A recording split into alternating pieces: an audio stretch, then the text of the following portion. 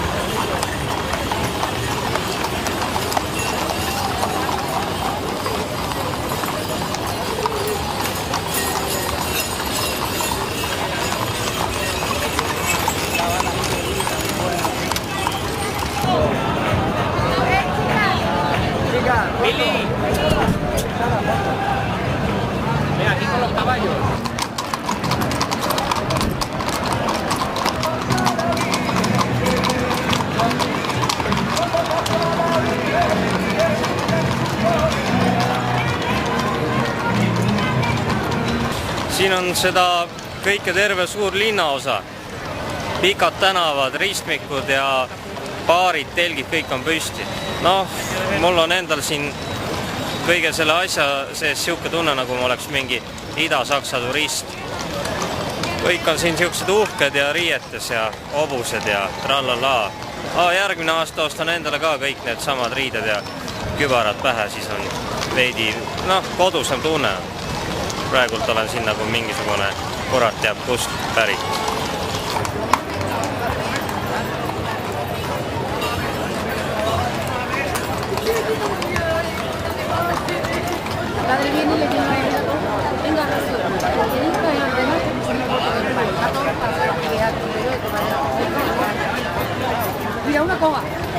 kõige popim asi on siin hobuse seljast kärakat panna, see on siin kõiksema kõige popim asi.